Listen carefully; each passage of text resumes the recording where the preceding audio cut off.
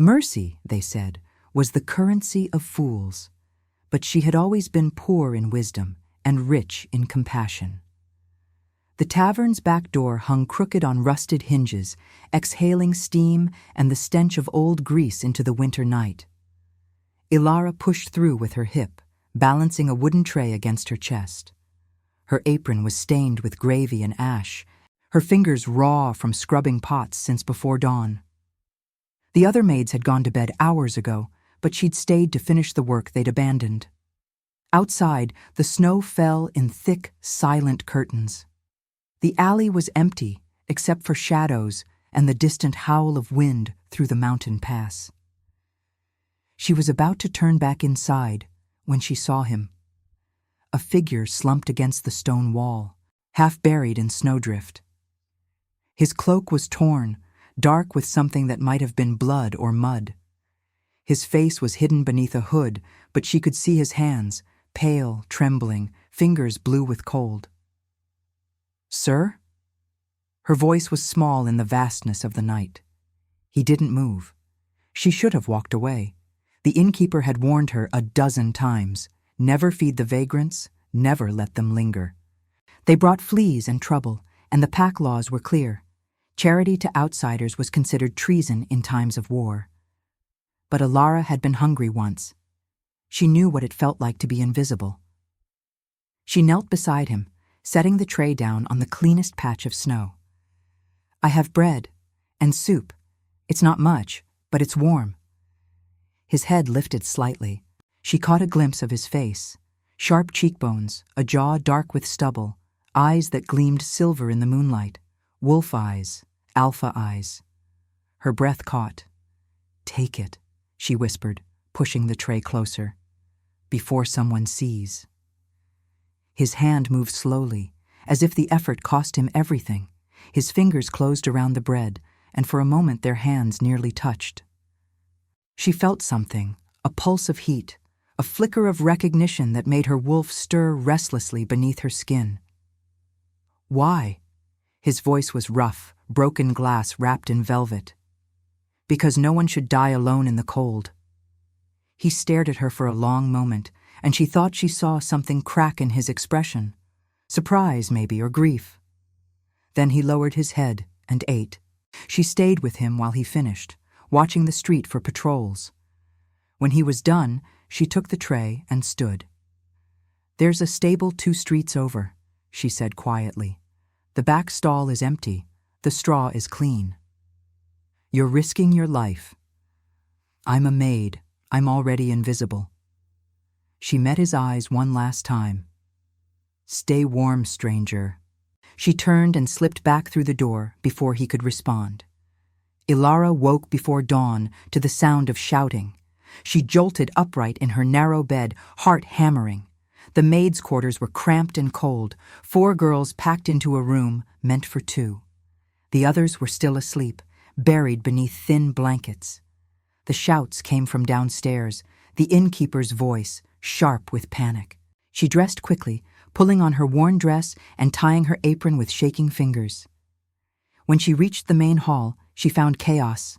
Soldiers, 6 of them, clad in black leather and steel, the crest of the northern pack gleaming on their chests. The Alpha commander stood at the center, tall and brutal, his face carved from stone. "Search every room," he barked. "Check the cellars, the stables, the kitchen. If he's here, I want him found." The innkeeper wrung his hands. "Commander, I swear, we've had no strangers, only our regulars." "Your regulars include traitors and rebels." The commander's gaze swept the room and landed on Ilara. "You, girl, what were you doing in the alley last night?" Her blood turned to ice. I was emptying the wash water, sir." "Did you see anyone?" She thought of silver eyes and trembling hands, of bread broken in the snow. "No, sir, no one." He studied her for a long moment, and she forced herself to meet his gaze without flinching. Wolves could smell fear. They could taste lies. Finally, he turned away. Search the stable. Panic flared in her chest. She'd sent him there. If they found him... She had to warn him. While the soldiers tore through the tavern, she slipped out the back door and ran. The stable was dark and silent. Ilara pushed through the door, breathing hard, her boots crunching on frozen straw. "You have to leave," she hissed into the shadows. "They're coming. They're searching for someone." A hand closed around her wrist. She gasped as he pulled her into the empty stall, his body a wall of heat against the cold. Up close, she could see him clearly for the first time. He was older than she'd thought, maybe 30, with a face that looked like it had been carved by war. A scar ran from his temple to his jaw, and his eyes burned with an intensity that made her knees weak. "Who are you?" she breathed. "Someone who doesn't deserve your kindness. They're going to kill you if they find you." "Then I'll die." His voice was flat, resigned. "It's what I deserve." "Don't say that. You don't know what I've done." "I don't care what you've done." She met his eyes, fierce despite her fear. No one deserves to die like a hunted animal. Something shifted in his expression. He stared at her as if seeing her for the first time, not as a maid, not as a servant, but as something precious and rare. "What's your name?" "Ilara. Ilara." He said it like a prayer. "I'm—" Voices outside, boots on cobblestone. His hand tightened on her wrist. "Run. Forget you ever saw me." "No. Ilara." "There's a root cellar beneath the tavern, behind the barrels of ale. It's hidden." She pressed something into his hand, a small iron key. "Wait until nightfall, then go." "Why are you doing this?" She smiled, sad and fierce. "Because mercy isn't foolish, it's just rare." She pulled away and slipped out of the stable just as the soldiers rounded the corner. "And now, I invite you to leave a trace of your presence in the comments. Tell us where in the world you're watching from, and the exact hour you hear this story. We wish to know how far these northern confessions travel, and at what moments of the night they find you." She didn't see him again for 3 days. The soldiers searched the tavern from cellar to rafters and found nothing. The commander left with threats and promises of return, and life resumed its brutal rhythm. Ilara scrubbed floors, served meals, and tried not to think about Silver Eyes in the darkness. But on the 3rd night, she felt it, a pull, deep in her chest, like a hook buried in her ribs. She followed it without thinking, slipping out after her shift ended. The moon was full and heavy, casting everything in silver light. Her wolf stirred restlessly, whining softly in recognition. He was waiting at the edge of the forest. He stood beneath a birch tree, hands in his pockets, looking more like a king than a beggar. His cloak was clean now, dark and well made. His face was shadowed, but she could feel the weight of his gaze.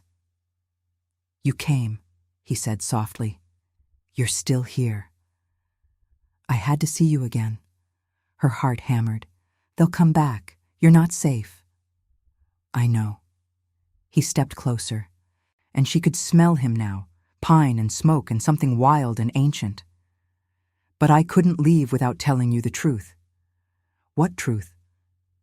He reached up slowly, as if afraid she might bolt, and pushed back his hood. She saw it then, the mark on his neck, just below his ear.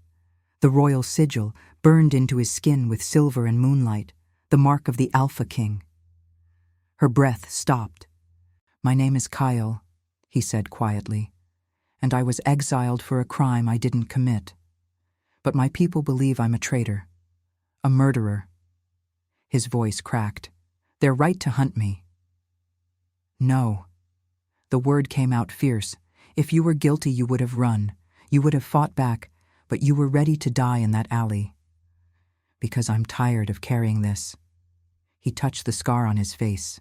"I'm tired of being a weapon, a symbol, a monster." She reached up and placed her hand over his, where it rested against his cheek. "You're not a monster. You're just a man who's forgotten what mercy feels like." His eyes closed.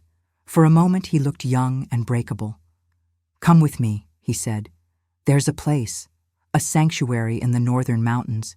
It's where exiled wolves go to hide. We'll be safe there. I'm a maid. I don't belong in sanctuaries. You belong wherever your heart chooses." He opened his eyes, and they burned with something raw and desperate. "And mine has chosen you."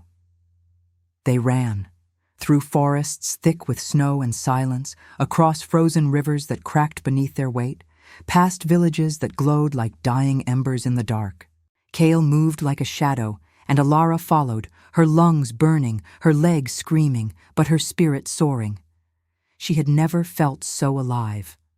On the third night, they reached the sanctuary. It was a fortress carved into the mountainside, ancient and crumbling, but still defiant. Wolves moved through the shadows, exiles, rogues, and rebels, all of them broken in different ways. They watched Kyle with wary respect and Alara with open suspicion. "She's human," one of them growled. "She's under my protection," Kyle said quietly. His voice carried the weight of command, and the wolves fell silent. He led her to a chamber high in the keep, with a window that looked out over the valley. A fire burned in the hearth, and the walls were lined with ancient tapestries depicting wolves and moons and battles long forgotten. "This was my father's room," Kyle said. "Before the war, before everything fell apart. What happened?" He sank into a chair, suddenly looking exhausted. "My brother, he wanted the crown, so he framed me for our father's murder." His hands clenched. "I was banished, stripped of my title, hunted like an animal. But you're innocent. It doesn't matter. The pack believes what they want to believe." He looked up at her, and his eyes were haunted. "I've lost everything, Alara. My throne, my people, my honor." She crossed the room and knelt before him, taking his hands in hers. "You haven't lost your heart, and that's the only thing that matters." He stared at her, and something in his expression shattered. He pulled her close, burying his face in her hair, and she felt him tremble.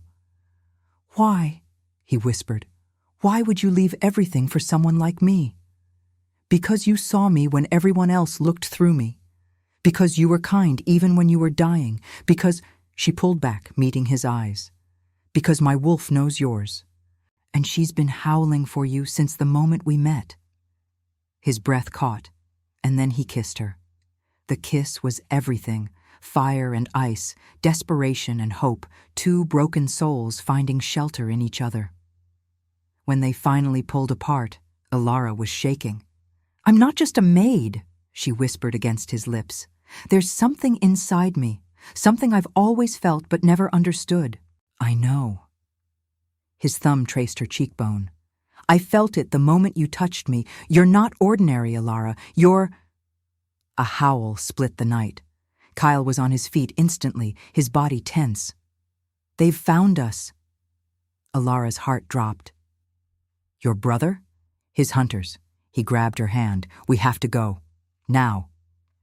They ran through the fortress, past wolves scrambling to arm themselves, down corridors lit by flickering torches. Behind them, the sounds of battle erupted, snarls and screams and the clash of steel. Kyle led her to a hidden passage, a tunnel that wound down into the mountain's heart. They descended in darkness, the air growing colder with each step, until they emerged into a cavern lit by strange, glowing crystals. In the center of the cavern stood an altar. It was ancient, carved from black stone, and on its surface lay a single object, a silver circlet, delicate and beautiful, etched with runes that seemed to pulse with their own light. "The crown of the Pathfinder," Kale breathed. "I thought it was a myth." "What is it?" "A gift from the moon goddess. They say it can only be worn by someone pure of heart, someone who can see the true path forward." He looked at her. "Someone like you." "Kyle, I can't try." She approached the altar slowly, her heart pounding. The moment her fingers touched the circlet, light exploded through the cavern, brilliant, silver, blinding. She felt it rush through her veins, felt her wolf rise up with a howl of recognition. Images flooded her mind. Battles, betrayals, a brother standing over a fallen king, blood on his hands. The truth. When the light faded, the circlet rested on her head, and she knew. "Your brother killed your father," she said quietly. "And he's coming to finish what he started. Comment Luna if you'd walk through the storm for someone who saw your worth." They emerged from the mountain to find the fortress burning. Smoke rose in thick black columns against the dawn sky, twisting like serpents as they climbed toward the heavens. The air was thick with ash and the copper-sweet stench of blood. Flames licked at the ancient stone walls, consuming tapestries that had hung for centuries, reducing history to cinders and memory to smoke. Kale's jaw clenched so hard she heard his teeth grind. His eyes blazed with fury and grief as he surveyed the destruction. The home he'd found among the exiles, now reduced to a battlefield. Bodies lay scattered in the courtyard, both wolf and human form, their blood staining the snow crimson.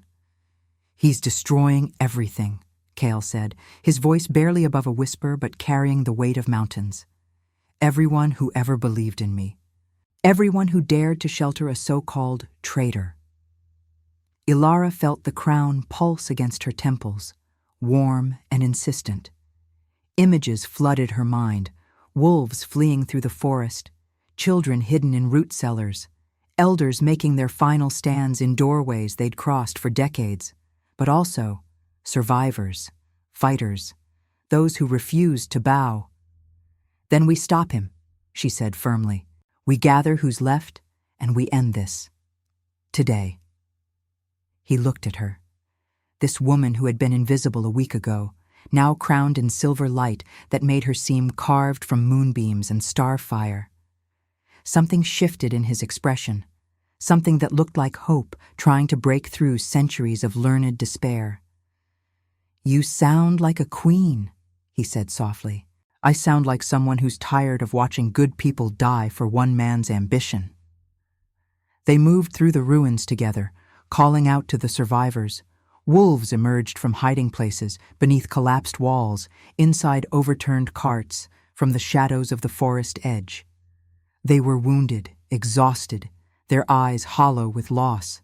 But when they saw Kale, saw the crown on Ilara's head glowing with undeniable divine light, something rekindled in their faces.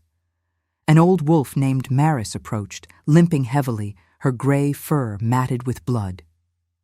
"My king," she said, her voice rough with smoke. "We thought you'd fled. We thought—" "I would never abandon you," Kale said, gripping her shoulder. "Not again. Where is he?" "The eastern ridge." Maris spat blood into the snow. "Watching. Waiting. He's playing with us, my lord. He wants you to see what he's done. Wants you to know this is the price of your mercy." Ilara felt the crown's power thrumming through her veins, sharper now, more insistent. She closed her eyes and let it guide her vision, let it show her the patterns of energy and intent that wove through the battlefield. And there, yes, there on the ridge, a dark star of malice and pride, burning cold and cruel. "I see him," she said, opening her eyes. "He's there, surrounded by his personal guard. 20 wolves, all elite warriors. He's wearing the crown, your father's crown." Kyle's hands curled into fists. She could feel his wolf rising, could sense the rage building like a storm in his chest, but beneath it, she felt something else. Fear, not of his brother, but of what he might become if he let the anger consume him. "I'm going to end this," Kale said, his voice carrying the echo of his wolf's growl. "I'm going to take back what's mine. Not alone." Ilara's hand found his, her fingers threading through his. The touch sent a pulse of warmth through both of them, the crown's light flaring brighter. "We go together. Or not at all. That's what it means to rule beside someone, Kyle. You don't face the darkness alone anymore." He wanted to argue. She could see it in his eyes, the instinct to protect, to shield, to carry the burden alone as he'd been taught since birth. Kings stood alone. Kings sacrificed alone. Kings died alone. But when he looked into her eyes, he saw something that shattered that ancient teaching. Strength that didn't come from isolation, but from connection. Power that multiplied when shared rather than hoarded. Together, he agreed, his voice steadying. But stay close to me. If anything happens, we face it as one. She squeezed his hand. The crown showed me something, Kale. Your brother's weakness isn't his body. It's his isolation. He's surrounded by guards, but he has no bonds, no loyalty built on anything but fear. That's why we'll win. They gathered the survivors, 43 wolves in total, many wounded, all exhausted, but burning with a fierce determination that no amount of pain could extinguish. Kyle addressed them briefly, his words simple and true. My brother has taken everything from us, our homes, our peace, our loved ones. But he cannot take our choice. We can run, scatter to the winds, and live as exiles forever. Or we can stand, together, and reclaim what was stolen, not just a fortress, not just a crown, but our right to live without tyranny, our right to show the world that mercy is not weakness, it's the foundation of true strength. The wolves howled their answer, a sound that rolled across the valley like thunder, that shook snow from the trees and sent birds scattering into the pale morning sky. And then they climbed. The eastern ridge was steep and treacherous, the path slick with ice and blood. Ilara's legs burned with the effort, her lungs screaming for air in the thin mountain atmosphere. But the crown guided her steps, showing her where the stone was solid, where the ice would hold. She moved with a grace that surprised her, as if the moon goddess herself was steadying her feet. Kyle stayed at her side, never more than an arm's length away, his presence a constant warmth against the bitter cold.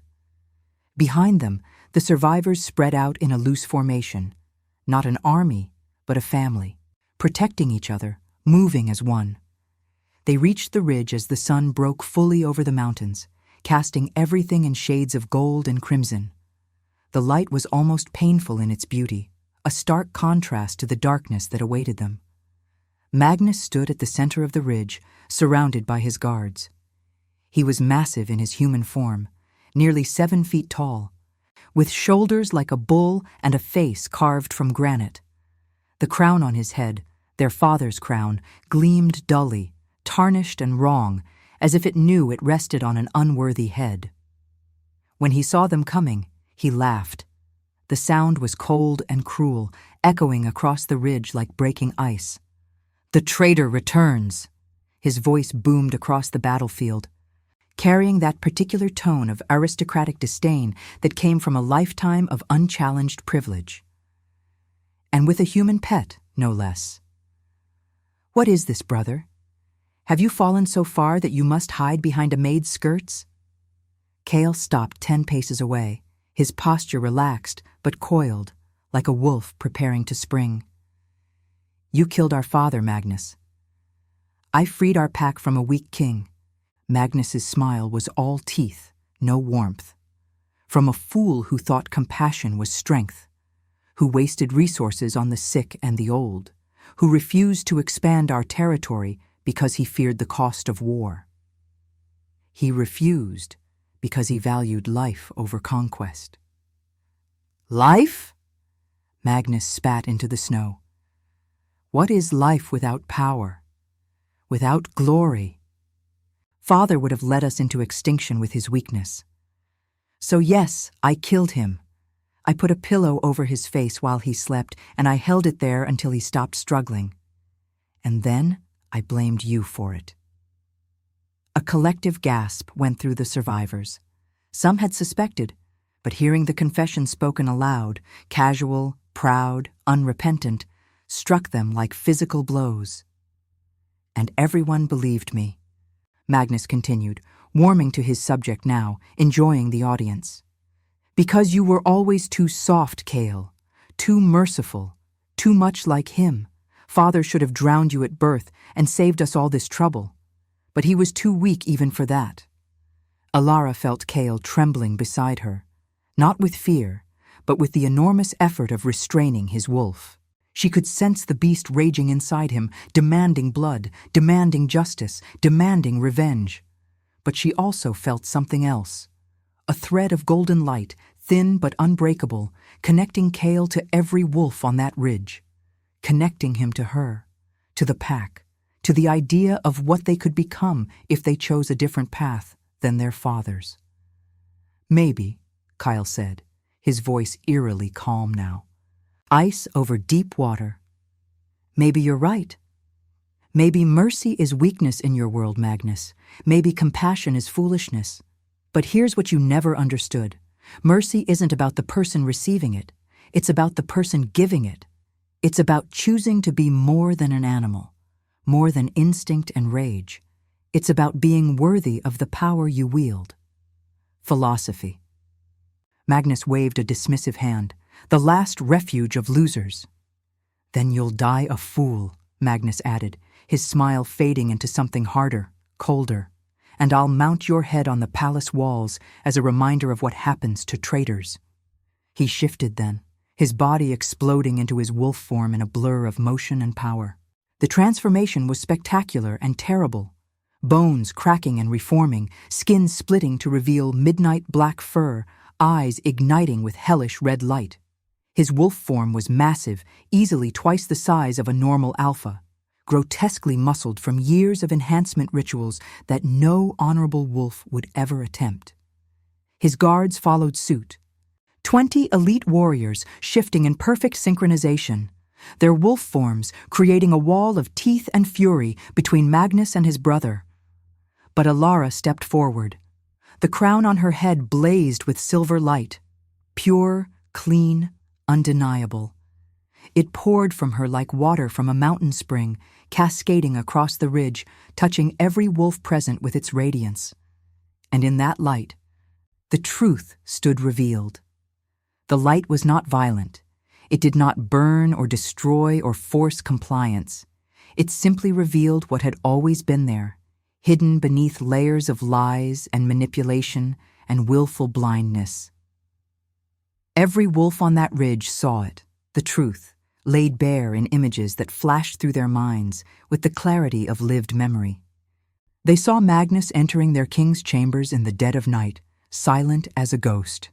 Saw him standing over the sleeping form of his father, the man who had raised him, taught him, loved him despite his flaws. Saw the pillow descending. Saw the old king's eyes snap open in betrayal and confusion. Saw the struggle, brief, futile, heartbreaking. They saw Magnus planting evidence in Kyle's chambers, their father's bloodied nightshirt, the ceremonial dagger that had been a gift on Kyle's 18th birthday. Saw him whispering poison into the council's ears, exploiting their prejudices, their fears, their secret jealousies of the gentle prince who had never sought power. They saw the exile, Kyle walking away from the only home he'd ever known, shoulders straight, head high, accepting a punishment he didn't deserve because he believed in the system his father had built. Believing that truth would eventually surface, that justice would prevail. And they saw Magnus's reign, the executions of dissenters, the brutal expansion wars, the torture of prisoners, the systematic dismantling of every compassionate policy their old king had implemented. They saw villages burned, children orphaned, elders cast out to die in the cold, all of it, every crime, every betrayal, every casual cruelty. The light showed it all. The guards faltered first. These were not mindless soldiers, but wolves with families, with histories, with consciences that had been buried beneath layers of propaganda and fear. One by one, they shifted back to human form, their faces twisted with horror and shame. "No," Magnus snarled, his voice distorted by his wolf form but still understandable. "She's lying. She's bewitching you. This is dark magic, forbidden sorcery." "The Pathfinder doesn't lie," one of the guards said quietly. A scarred warrior named Thorn, who had served 3 kings and had thought he'd seen everything. His voice cracked with emotion. "The crown shows only truth. It's blessed by the moon goddess herself. No dark magic could touch it. She's a human." Magnus's desperation was palpable now, his carefully constructed world crumbling around him. A servant. She has no right to wear that crown. The crown chooses its bearer, another guard said. This one a female named Ash, tears streaming down her face. It cannot be taken by force or claimed by ambition. It can only be worn by one pure of heart. She looked at Alara with something like reverence. The goddess has chosen her. Who are we to question divine will? Magnus lunged at Alara, moving with terrifying speed despite his massive size. His jaws opened wide enough to swallow her whole, his claws extended to tear and rend. But Kale was faster. He shifted mid-leap, his own transformation a fluid blur of silver and power. His wolf form was smaller than his brother's, leaner, built for speed rather than raw strength. But there was a grace to his movements that Magnus's brute force could never match, a precision born from years of training, not to dominate, but to protect. The two brothers collided in midair with a sound like thunder, their bodies crashing together with such force that the impact sent shockwaves through the stone beneath their feet. They rolled across the ridge in a snarling tangle of fur and fangs, neither giving ground, neither showing mercy. It was brutal, primal, the kind of fight that wolves had been having since the dawn of time. Brother against brother, darkness against light, tyranny against justice. Magnus fought with savage fury, using his size advantage to pin Kyle against the stone, his jaws snapping inches from his brother's throat. But Kale twisted free with an acrobat's grace, his smaller size allowing him to slip beneath Magnus's guard and rake his claws across his brother's exposed belly. Blood sprayed across the snow, black and steaming in the cold morning air. They separated, circling each other warily now, both breathing hard, both bleeding from dozens of wounds. Around them, the wolves watched in absolute silence, barely daring to breathe. This was more than a fight. This was the settling of debts centuries old. This was the answer to the eternal question: what is stronger, mercy or ruthlessness? Magnus lunged again, but there was desperation in the attack now, sloppiness born from pain and fear. Kale sidestepped and caught his brother's foreleg in his jaws, biting down with crushing force. Bone cracked. Magnus howled in agony, but even wounded, he was dangerous. He twisted with his remaining strength and caught Kale's shoulder in his massive jaws, his teeth sinking deep into muscle and sinew. Kale's own howl joined his brother's, the two voices intertwining in a terrible harmony. Alara felt every moment of it, the crown connecting her to both brothers, forcing her to experience their pain, their rage, their sorrow. She wanted to look away but couldn't. This was the price of the crown, she understood. To witness, to feel, to carry the weight of every choice, every consequence. With a surge of desperate strength, Kale tore himself free, leaving chunks of his own flesh in his brother's mouth. He staggered back, his left foreleg barely supporting his weight. Magnus was in no better shape. Blood poured from his torn belly, and his shattered leg dragged uselessly behind him.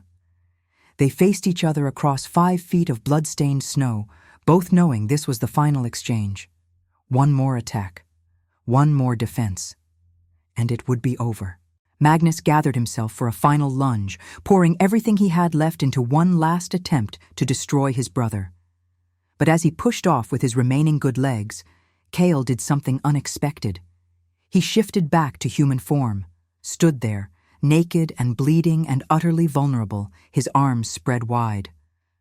"Do it," Kyle said quietly, "if killing me is what you need.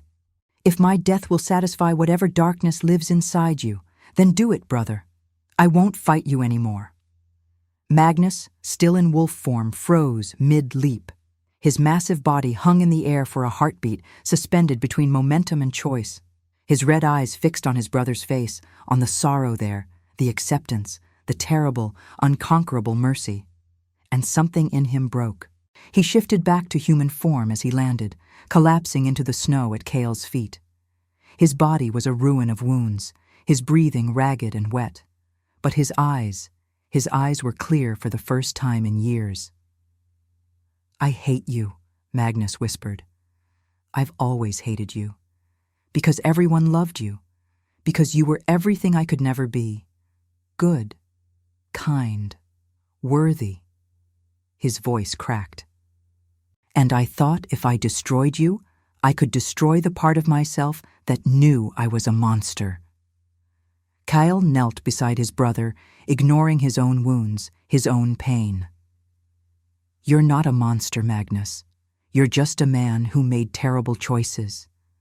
But it's not too late. It's never too late to choose differently. I killed our father. I know. I deserve to die. Maybe. Kyle's voice was gentle but firm. But that's not my choice to make alone. You'll stand trial. You'll face the pack and answer for your crimes honestly, completely. And then they'll decide your fate. That's what justice looks like, Magnus. Not revenge. Not one brother executing another. But a community deciding together what healing requires. Magnus stared at him as if seeing him for the first time. Why? He whispered. Why would you show me mercy after everything I've done? Kale looked at Alara, who stood watching them with tears streaming down her face, the crown still glowing softly on her head. Because someone showed me mercy when I deserved nothing, he said, and it saved my life, my soul, everything I am. He turned back to his brother. Maybe it can save you too. He stood then and gestured to the guards who had served Magnus, those who now stood watching with shame and wonder written equally on their faces. Take him to the healers, Kyle commanded. Bind his wounds, keep him under guard, and when he's recovered enough to stand, bring him before the full pack council. This ends with justice, not vengeance.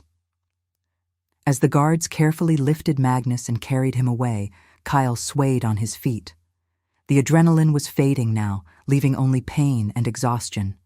His wounds were severe. He'd lost a lot of blood. Alara was there instantly, supporting him, her small frame somehow strong enough to bear his weight. Stubborn fool, she whispered against his chest. You could have died, but I didn't. He smiled down at her, and despite the pain, despite everything, there was peace in his eyes. Because I had something worth living for. The crown pulsed one final time, its light spreading across the ridge like a benediction, touching every wolf present with warmth and healing. Not enough to close their wounds completely. Scars were necessary, reminders of the cost of this day, but enough to ensure they would all survive. And in that moment, watching the sun climb higher over their battlefield, Alara understood what the crown truly was. Not a symbol of power or divine right, but a reminder, a promise, that mercy and justice could coexist, that healing was possible even after the deepest wounds, that love was stronger than hate, always, if you had the courage to choose it. The pack gathered in the valley 3 days later as Kale's wounds healed and the word spread across the northern territories. They came in hundreds, wolves from every corner of the realm, drawn by news that shook the foundations of their world. The fallen king's killer exposed, the exiled prince vindicated, the pathfinder revealed, crowned and glowing with the moon goddess's own light. The valley was an ancient place, sacred to their kind. Stone monoliths rose from the earth like the bones of giants, carved with runes that predated written language. At the center stood the coronation stone, a massive platform of black granite worn smooth by countless paws and feet over countless generations. Every king for 1,000 years had been crowned on that stone. Every oath of leadership had been sworn there. Alara stood at the edge of the gathering, watching the wolves arrive in steady streams from all directions. Some came as humans, traveling the roads on horseback or in wagons. Others came as wolves, running in loose packs through the forest, their howls echoing across the mountains. All of them carried the same expression, uncertainty mixed with desperate hope. They had lived under Magnus's rule for months. Some had thrived, the strong, the ruthless, those who benefited from his brutal expansion policies. But most had simply survived, keeping their heads down, mourning their dead in secret, wondering if this was simply how the world was now. The revelation of his crimes had shattered that resignation. Now they gathered to witness whatever came next, hungry for something they'd almost forgotten to hope for. Justice. Maris found Alara in the crowd, the old wolf moving stiffly, but with renewed purpose. Her wounds from the fortress battle were healing, though she'd always carry the limp as a reminder. "Nervous?" Maris asked, studying Alara's face with those ancient, knowing eyes. "Terrified," Alara admitted. She touched the crown on her head. It had not left her since the battle, seeming to have bonded to her in some fundamental way. "I'm a maid, Maris. A week ago I was scrubbing pots and emptying chamber pots. Now I'm supposed to—" She gestured helplessly at the gathering. "This. You think any of us are born ready for our destinies?" Maris's laugh was rough but kind. "I was a sheep farmer's daughter before my wolf emerged. Spent the first 20 years of my life thinking my greatest achievement would be breeding particularly fluffy lambs. Now I'm a warrior, a counselor, a survivor of more battles than I can count." She squeezed Ilara's shoulder. "The crown chose you. The goddess chose you. Trust that they saw something you haven't recognized in yourself yet. And if I fail them? Then you'll fail honestly, trying your best with a pure heart, which is more than most rulers can claim." Maris's expression grew serious. "The old king, Kale's father, used to say that the measure of a leader isn't perfection. It's the willingness to admit mistakes and learn from them, to serve rather than be served, to carry the weight of decision without being crushed by it." She paused. "You fed a starving beggar in the snow at risk to yourself. You defied soldiers to protect a stranger. You walked away from safety to stand beside someone the world had condemned. That's not the behavior of someone who will fail her people, child." Before Alara could respond, a hush fell over the valley. Kyle had emerged from the healer's tent. He moved slowly, still favoring his wounded shoulder, his body wrapped in clean bandages beneath a simple tunic. He wore no crown, carried no symbols of authority. Just a man, scarred and tired and determined. But when the wolves saw him, they howled. The sound started with a few voices and built into a symphony. Hundreds of throats lifted in recognition, in relief, in celebration. Their true king returned from exile. Their prince vindicated at last. Kyle raised his hand, and the howling ceased immediately. The power in that gesture wasn't domination. It was respect, freely given, earned through suffering and sacrifice. "My people," he began, his voice carrying across the valley without needing to shout. "I stand before you not as your king, but as one who was accused, exiled, and hunted. I know what it feels like to be cast out, to be deemed unworthy, to wonder if the pack you loved would ever accept you again." He paused, letting those words sink in. Many wolves in the gathering shifted uncomfortably. Some had believed the accusations against him. Some had even participated in his exile. But I also know what it feels like to be saved by mercy, by kindness offered without expectation of reward, by love given freely even to the undeserving. His eyes found Alara in the crowd. "A maid fed me when I was dying, sheltered me when I was hunted, stood beside me when she had every reason to run. And in doing so, she reminded me what true leadership looks like."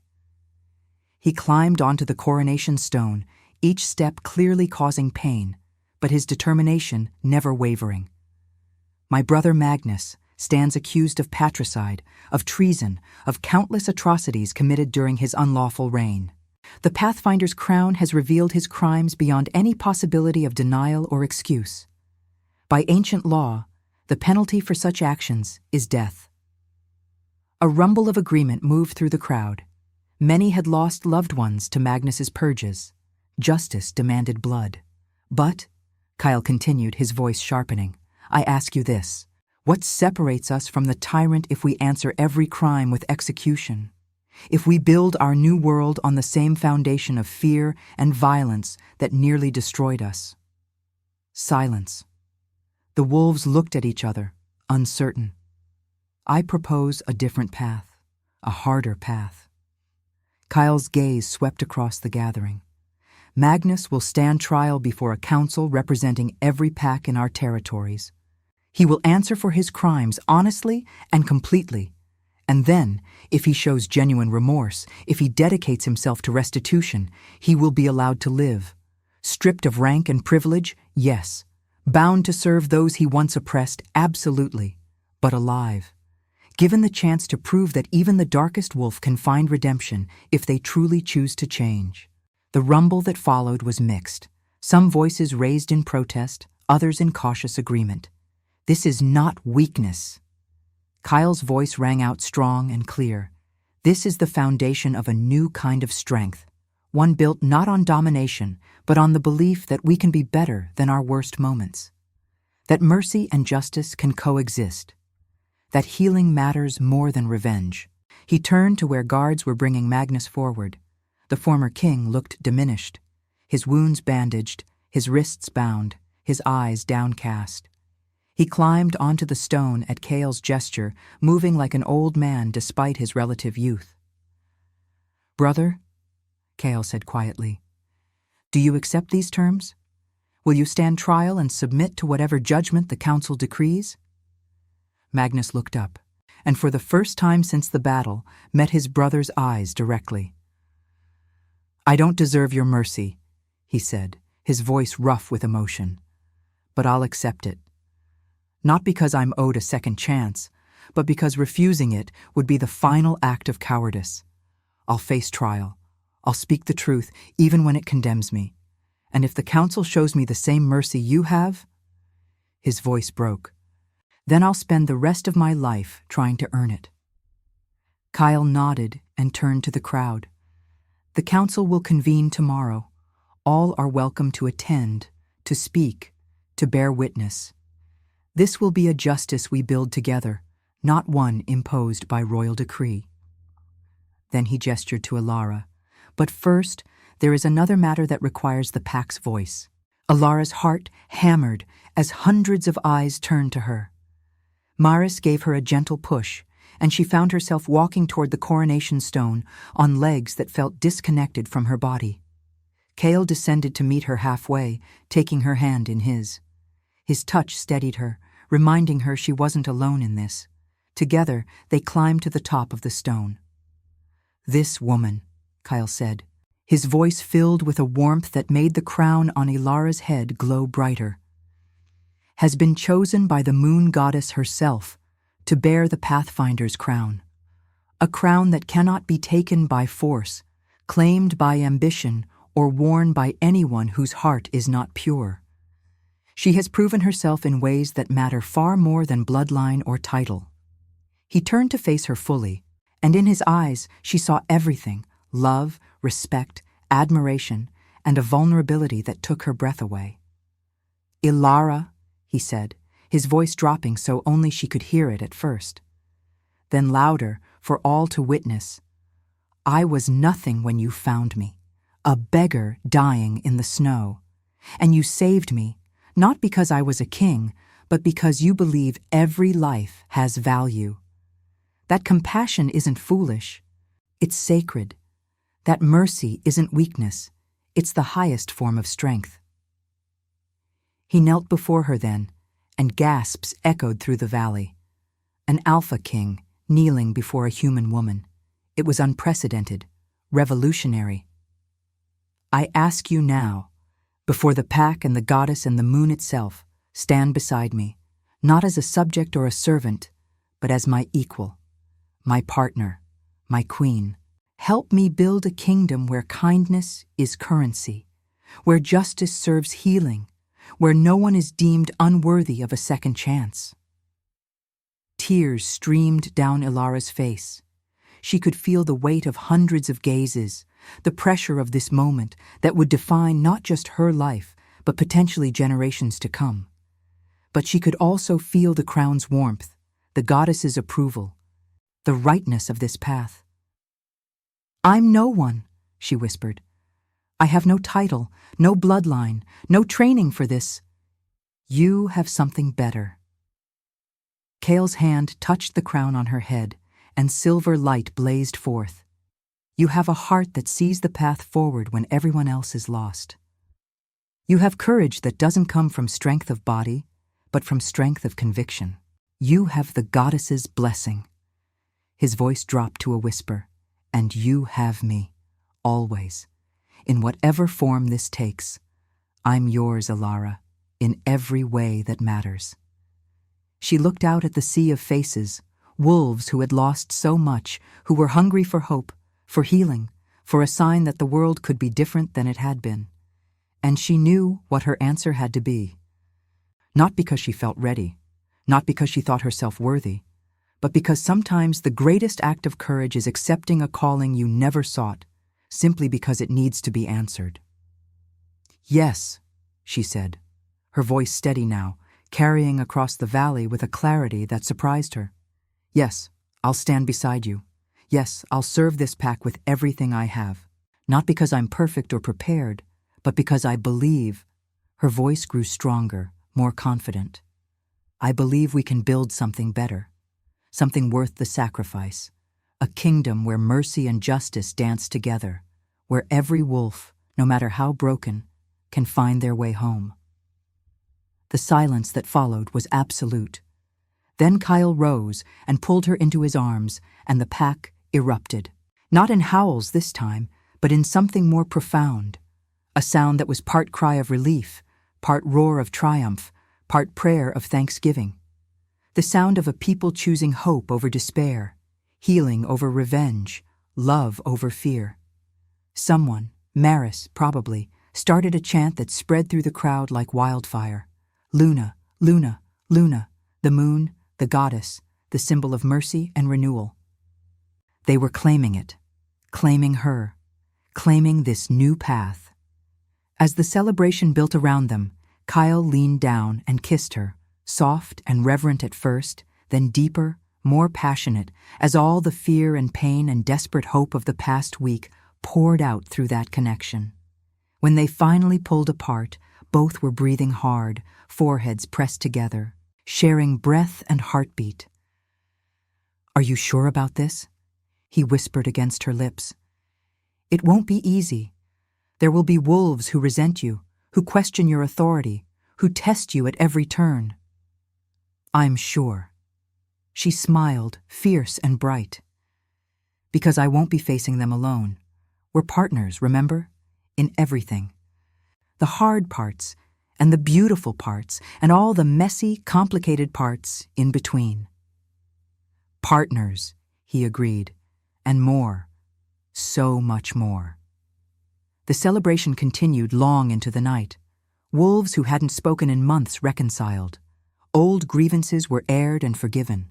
Plans were made for rebuilding, for healing, for creating the systems that would prevent another Magnus from rising to power through lies and violence. And through it all, Alara stood beside Kale on the coronation stone, the crown glowing softly on her head, her hand in his, watching their people, their pack, begin the hard work of transformation. She thought of the tavern, the endless scrubbing, the invisibility she'd worn like a second skin. That girl felt like a stranger now, someone from a different lifetime. But she also knew that girl was still part of her, the compassion that had made her feed a starving beggar, the quiet strength that had made her defy soldiers, the belief in human worth that had survived years of being treated as worthless. That girl had become this woman, this queen. And standing here, watching the moon rise full and silver over the valley, feeling Kyle's heartbeat steady and strong against her side, she finally understood what the goddess had been preparing her for all along. Not to escape her circumstances, not to be rescued or elevated, but to recognize that every act of kindness, no matter how small, plants seeds. That every moment of mercy, no matter how seemingly insignificant, changes the world.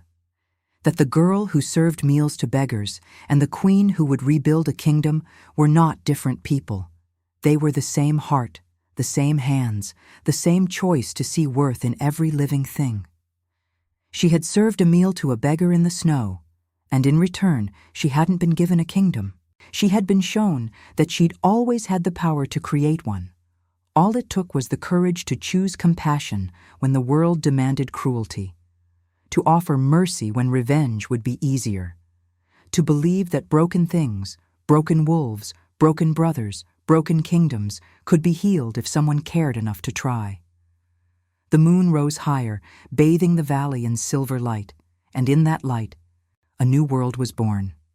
If your heart beat alongside ours, like, comment, and subscribe, because every soul that joins our moon keeps the flame of redemption alive.